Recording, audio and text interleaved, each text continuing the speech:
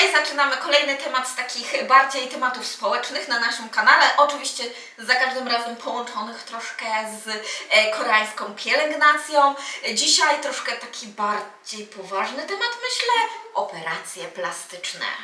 Tak, powiemy Wam, jak to wszystko wygląda w Korei, jak Koreańczycy do tego podchodzą. Opowiemy trochę o statystykach i cenach. Właśnie i może też zobaczymy, wejdziemy troszkę głębiej w temat, zobaczymy jak to tak wygląda mniej więcej z naszej perspektywy. Dobra, zaczynamy. Pierwszym tematem, punktem, od którego zaczniemy, to oczywiście statystyki. Jak to wygląda w Korei i jakie są te liczby? Tak, ponoć Korea jest krajem, w którym jest najwięcej operacji plastycznych. Oczywiście tutaj patrząc na statystyki, to nie jest tak, że te operacje są jakby wliczane w ten Narodowy Fundusz Zdrowia, więc to nie zawsze są takie statystyki dokładne. Tylko to są takiego pewnego rodzaju szacunki. Też jest pytanie, czy wszystko to, co mamy, wlicza się właśnie w operacje plastyczne, bo w niektórych krajach na przykład niektóre procedury, zabiegi mogą być procedurami, zabiegami, a nie operacjami plastycznymi. Dokładnie. Tutaj z tego, co ja wynalazłam, to na 1000 mieszkańców w Korei aż prawie 9 osób poddaje się operacjom plastycznym. To jest bardzo duża liczba. To jest bardzo dużo. Są też inne szacunki, gdzie jeśli mówimy o młodych kobietach, bo to jest taka grupa, która wiadomo, chyba w naszym kraju najczęściej poddaje się operacjom plastycznych, czyli takie kobiety w wieku od 20 do 30 lat. Są takie szacunki, że około 25% poddało się tym operacjom plastycznym, a w Seulu generalnie, jeśli patrzymy na populację kobiet w każdym wieku, to są szacunki, że to jest od 20 paru aż do prawie 33%, czyli 1/3 właściwie. Właściwie tak. I do tego raczej trzeba tutaj podkreślić, że jednak Seul to taka mekka i operacji plastycznych i ogólnie całego społeczeństwa. Tam największa ilość Koreańczyków mieszka, w innych miastach to jest bardzo duża przestrzeń, nawet między tak dużym miastem jak Busan jest bardzo duża różnica między ilości, więc to naprawdę duża grupa społeczeństwa i ma operacje plastyczne już za sobą. Dokładnie.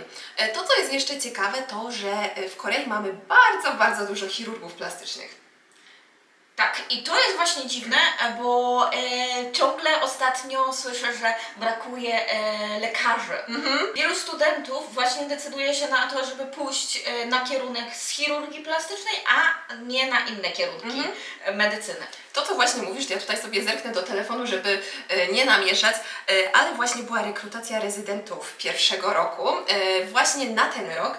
I to, co ciekawe, właśnie do 140 szpitali szkoleniowych chirurgia plastyczna i dermatologia odnotowały taki wskaźnik ponad 100%, czyli znacznie więcej osób aplikowało niż było miejsc. W jednym przypadku to było prawie 150%. O matko, to naprawdę dużo.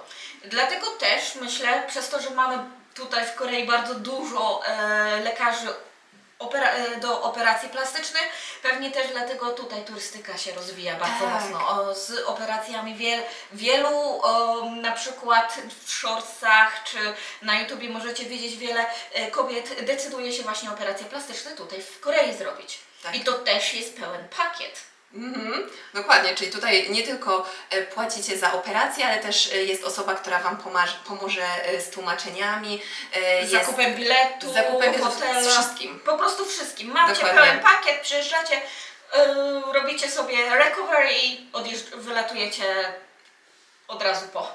Tak, dokładnie. To, co ciekawe, to Korea ma największą liczbę chirurgów plastycznych przypadających na mieszkańców, czyli na każdego mieszkańca. Też to jest bardzo ciekawe, widać jaki w ogóle poziom tutaj z tej chirurgii plastycznej, jak wiele osób decyduje się na to, ale też żeby przeciągnąć innych do naszego kraju, do Korei, właśnie chcą jak najwięcej tego. No, co się dziwić, pieniądze. Dokładnie. I to, co jest też ciekawe, to zawsze chirurgia plastyczna kojarzyła się bardziej właśnie z czymś, no, co po prostu kobiety głównie chciały zmieniać swój wygląd. A teraz ten rynek właśnie operacji plastycznych wśród panów zaczyna się rozszerzać. Więc to też jest widoczne trochę. Tak, właśnie widać, jak w którą stronę już coraz bardziej ta chirurgia plastyczna idzie. I także mówiąc o liczbach, jak myślisz, od jakiego tylko od kiedy zaczynają na przykład osoby, kobiety patrzeć na to, że chciałyby coś sobie zmienić, a może ktoś za nich decyduje.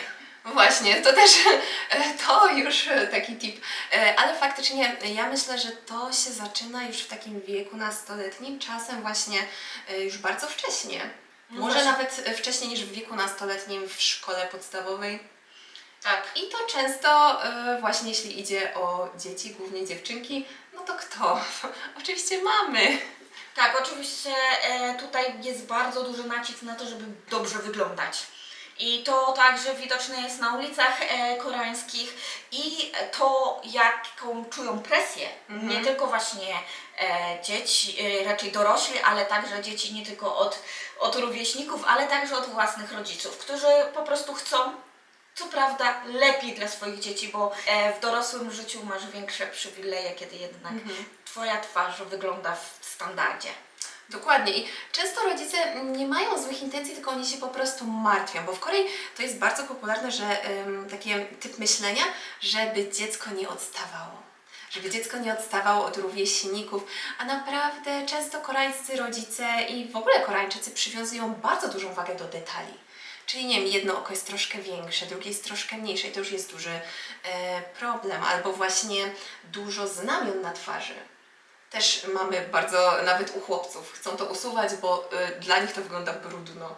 No właśnie, tutaj troszkę ten nos się przechyli w tą stronę, co trzeba, to od razu trzeba zmieniać. Jest to bardzo widoczne. No niestety te standardy wpływają bardzo źle na społeczeństwo i myślę, że tutaj naprawdę była ciężka praca nad tym, żeby to zmienić. Dokładnie. I jeżeli oglądaliście nasz poprzedni film Toksyczne Standardy, to nawet Monika tutaj właśnie wspominała, że komentowanie dzieci, jak są nawet takie bardzo malutkie, że tutaj troszeczkę okrąglejsze są, jest na porządku dziennym. No niestety tak jest i trzeba do tego podejść z rezerwą. Jedną z najbardziej popularnych operacji plastycznych jest... Oczywiście podwójna powieka. Tak, jest to taki standard u Koreańczyków, który jest także dużym trendem po to, żeby mieć duże oczy. Niestety, jeżeli ta górna powieka trochę opada, ja mam troszkę taką opadniętą tą powiekę, przez to nasze oczy stają się troszkę mniejsze.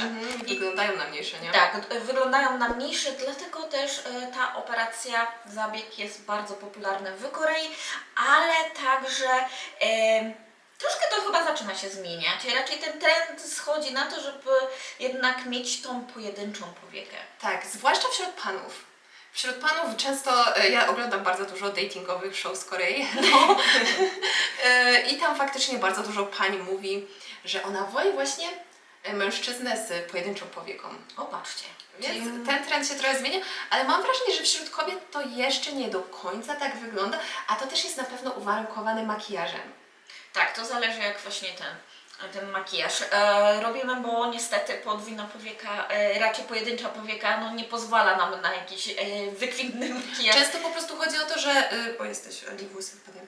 Często po prostu chodzi o to, że ta powieka nie jest widoczna No tak właśnie. bardzo, więc jeżeli zrobimy Makijaż sobie jest- jakiś taki... Dokładnie, więc jego aż tak nie widać po prostu. Właśnie. To może wróćmy jeszcze na chwilę do liczby i porozmawiajmy o najbardziej popularnych zabiegach i ich cenach. Tak. Tutaj mamy takie dwa główne, najbardziej popularne operacje, czyli właśnie ta, o której już wspomniałyśmy, czyli podwójna powieka i oczywiście nos, bo Korea jest bardzo znana właśnie z operacji nosa i tutaj bardzo dużo osób przyjeżdża właśnie, żeby sobie zrobić operację nosa, bo to, co też jest ciekawe, tak tylko wspomnę, to, że właśnie te tkanki ponoć, oni tutaj mają taką technologię, że nie widać blizn, tkanki się wszystko super szybko goją i tak dalej. Dobrze, ale popatrzmy na ceny. Jeżeli idzie o podwójną powiekę, to koszt w złotówkach to średnio od 2400 zł do 4900 zł. No to Więc no to jest bardzo tanio moim zdaniem. jak na koreańskie warunki, naprawdę to jest tanio, a to jest ten widocznie zabieg tak bardzo popularny, że ta cena dużo spadła i tak naprawdę każdy oferuje u siebie taki zabieg. Tak. Tutaj jedynym problemem z tym zabiegiem jest to, że on czasem się potrafi odwrócić. Że po prostu coś tam się dzieje i ta powieka już nie wygląda właśnie nie ma tej podwójnej powieki, on Tak. zanika czasami, bo to chyba zależy od typu. Ja też tak słyszałam coś podobnego o tym, że ja chciałam kiedyś po prostu wyrównać sobie. Tak, miałam kiedyś w swoich marzeniach różne operacje, ale nigdy się na takie coś nie zdecydowałam, bo mam jedną bardziej, a drugą mniej opadającą powiekę i to też czasami zaburza mi proporcje twarzy, przez co, ale słyszałam, że czasami może tak mocno opaść, że w sensie po operacji, że może na przykład być później problem, nie? Że jakby to powiedzieć tak odwróci się, No. że później będzie ciężko to pozbierać. A, mi się przypomniał, że mój mąż miał taki zabieg, bo właśnie on miał taki problem, że on ma jedną taką bardziej prawie podwójną powiekę, a drugą ma pojedynczą i teraz to się wszystko odwróciło. Ja bardzo długo nie wiedziałam o tym, bo dla niego też to nie było istotne, że zrobił taki zabieg i naprawdę dowiedziałam się niedawno. I ponownie wróciło to? Tak, w sensie on po prostu, odkąd ja już go znam, to po prostu ma takie oczy. Więc on zrobił ten zabieg i po prostu prawie od razu wyglądał tak samo. Ciekawe, no bardzo ciekawe. A, jeszcze tutaj taka fajna ciekawostka, może uwaga, bo może nie wszyscy wiedzą, nie każda osoba z podwójnymi powiekami miała operację. Tak, mój teść na przykład. Mój mąż. Mój mąż. Mój mąż nigdy nie miał operacji plastycznej na podwójną powiekę, a ją ma, więc dlatego też pewnie nasz syn nie ma z tym problemu. Czasami tak jak właśnie Ty mówisz, dzieci mogą się urodzić z jedną podwójną powieką, a z drugim pojedynczą, więc naprawdę to nie jest uwarunkowane tym, że wszyscy przeszli operację, a po prostu genetycznymi tam manipulacjami. Tak, ale czasem też tak jest, że ta podwójna powieka, dziecko się rodzi z podwójną powieką i ona po prostu zanika z czasem. Różnie bywa, różnie bywa, różnie bywa. Dobra, to teraz druga operacja, czyli operacja nosa. Tutaj wiadomo, te ceny są wyższe, bo to jest od 2 do 5 milionów koreańskich wonów, czyli od około 5800 zł do około 14 500 zł. Ale to już też na pewno zależy od typu operacji, czy to jest tylko jakaś korekta lekka, czy to już po prostu jakieś większa ingerencja. Bo to naprawdę dużo zależy. Tutaj na przykład widzicie, ja mam taki, most, to na pewno tu by było trzeba spiłować co nieco i to już na przykład dużo drożej kosztuje, nie? Więc... Tak. Albo na przykład czasem jest tak, że ponoć używają chrząstki z ucha, żeby tutaj nadbudować nos, bo często właśnie Koreańczycy chcą większy, oni chcą większy nos. Co wydaje się dziwne z naszej perspektywy, bo u nas to raczej idzie w drugą stronę, my próbujemy zmniejszać swoje nosy. Na przykład ja pamiętam, jak z moim mężem pierwszy raz się spotkaliśmy i tak była rozmowa. Znaczy, to nie było pierwszy raz, ale tam któreś spotkanie, to właśnie coś tam wpadło na rozmowę nosa i mówiłam, że mam taki wielki nos. A on mówi, nie, masz super fajny nos i w ogóle w Korei taki popularny. Potem przyjeżdżam, wcale nie chodziło o taki nos z takim gardem. Nie no, ale chodzi o to, że faktycznie po prostu ten nos ma być taki wysoki, taki duży. I ja zawsze miałam kompleks w Polsce, że ja mam za duży nos moim zdaniem. Znaczy teraz mnie to tak mało obchodzi, ale tam dawno temu. I faktycznie tutaj trochę się podbudowałam. Niektórzy mówią właśnie, fajny masz nos taki duży. Ja sobie myślę, nie brzmi to jak komplement, ale dziękuję. Tak, tutaj to jest komplement. Tak to wygląda. Dobra, przechodzimy dalej. Dobrze, to jeżeli już mówimy o takich aspektach społecznych, to może właśnie o komentowaniu. Czy Koreańczycy zwracają na to uwagę, czy mówią sobie, że tutaj warto coś zmienić, czy poprawić coś? No jak już słyszeliście, rodzice nieraz potrafią powiedzieć swoim dzieciom, że przydałoby się coś tu zmienić. Tak. Ja mam wrażenie, że na przykład jeśli idzie o kolegów, to raczej nikt by nie powiedział, że słuchaj, ty sobie zrób operację plastyczną, ale że na przykład jeżeli, nie wiem, ktoś chce zrobić, to raczej będzie o tym mówił, będzie rozmawiał i ludzie nie będą mówić, a nie rób, nie potrzebujesz, tylko powiedzą, no faktycznie mógłbyś lepiej wyglądać. Wiesz co, chociaż ostatnio po tych sytuacjach, jakie mój mąż czasami dostawał komentarze nieproszone, oczywiście, na temat jego ubioru, to czasami się zastanawiam, czy nawet i o operacjach plastycznych tak sobie między sobą nie komentują od czasu do czasu, bo tak Myślę, że jeżeli chodzi o wygląd, to można zauważyć, że w Korei to nie jest taka personalna rzecz, taka, której się nie powinno komentować, nie powinno się na to zwracać uwagę, a jednak Koreańczycy to lubią i lubią komuś dać uwagę, że chcą z dobrego serca, Tak.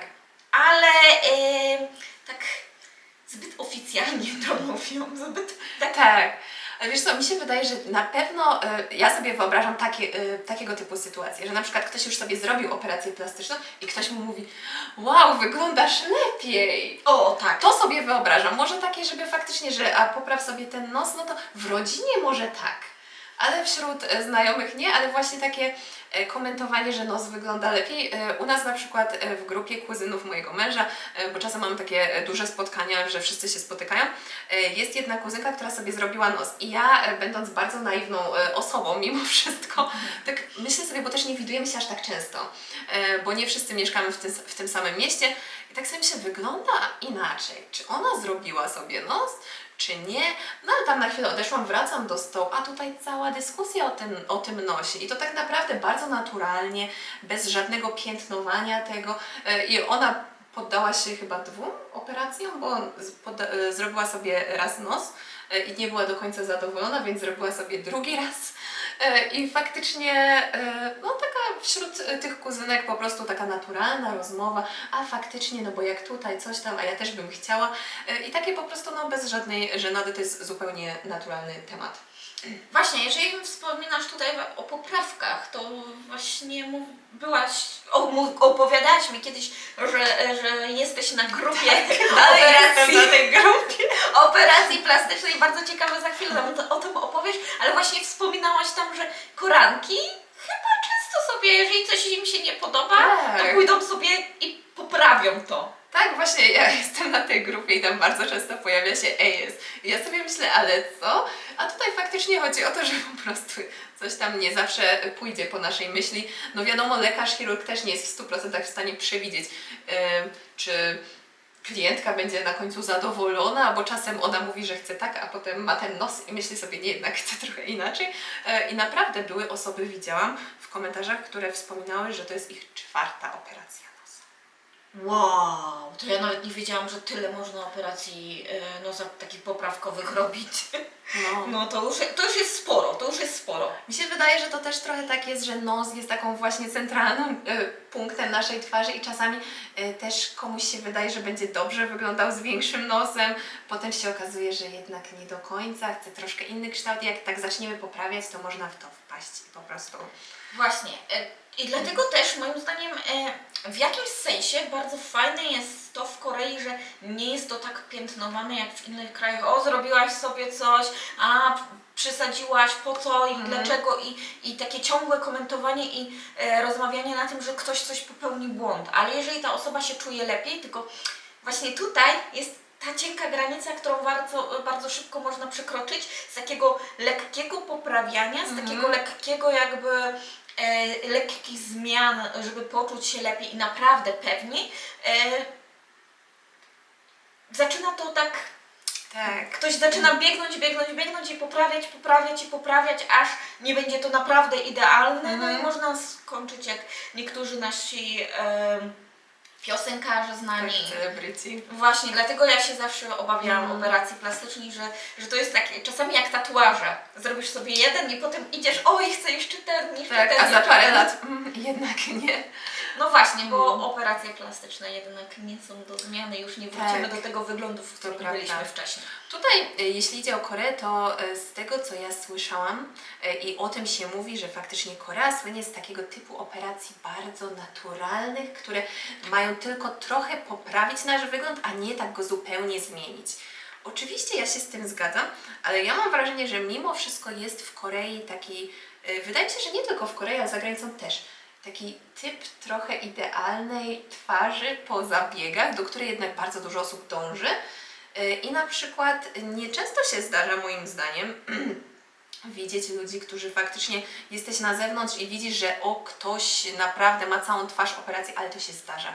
Ja zawsze jak widzę taką w większości kobietę, to po prostu to jest taki typowy, że widać, że ktoś po prostu ma twarz po zabiegach i to jest taki bardzo generyczny typ wyglądu, że po prostu duże oczy, duży nos, tutaj takie właśnie ta To jest tak V-line. nienaturalne, Tak. że po prostu zaczynasz zauważyć, że to no, naturalnie się tak nie urodziłaś i ty, jeszcze to jest taki typ właśnie, że on jest tak powtarzalny, Tak, że te osoby się wyróżniają z tłumu, bo one są takie same jak inne. dokładnie. Tutaj nie ma, w Korei nie ma takiego rozróżnienia między tymi osobami, bo większość właśnie robi sobie te troszkę usta, ale one nie wyglądają tak jak na przykład w Europie, gdzie Tak. już są takie bardzo mocno napompowane.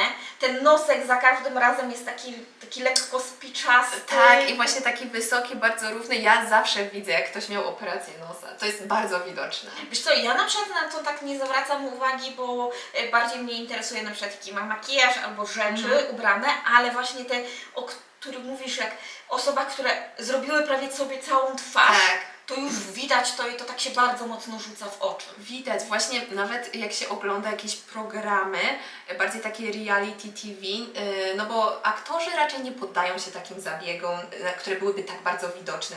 Też wiadomo, że idzie w to dużo pieniędzy i tak dalej, ale no taki przeciętny człowiek po prostu, to widać właśnie, że ktoś ma zrobiony nos, bo to wydaje mi się, że na kamerze jeszcze bardziej widać. No, to jest Jak prawda. tak oglądasz po prostu w telewizji kogoś.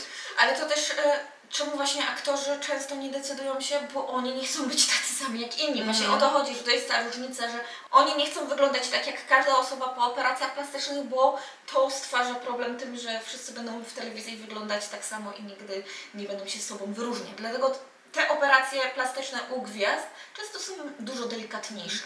Chociaż wydaje mi się, że tutaj też jest duże rozgraniczenie K-pop i aktorzy w Korei, bo w Polsce to chyba nie jest aż tak, chociaż też to może trochę być widoczne, ale w Korei to jest bardzo osobna grupa. Pewnie zrobimy o tym kiedyś jakiś filmik. Właśnie, jeżeli chcecie, to dawajcie znać w komentarzach. Tak.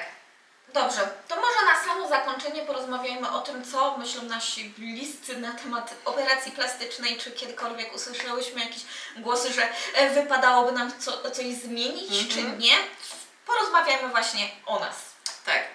Z mojej strony ja nigdy nie usłyszałam, że powinnam się poddać jakiejkolwiek operacji plastycznej, ale to też jest często, mam wrażenie, przywilej białego człowieka, bo ja na przykład bardzo dużo komplementów słyszałam, że wyglądam jak taka gwiazda albo taka, gdzie w ogóle tak nie wyglądam, prawda? Ale no, jak ktoś spotyka po raz pierwszy właśnie jakąś tam białą osobę, no to bardzo często właśnie Koreańczycy próbują Cię porównać do jakiejś gwiazdy filmowej.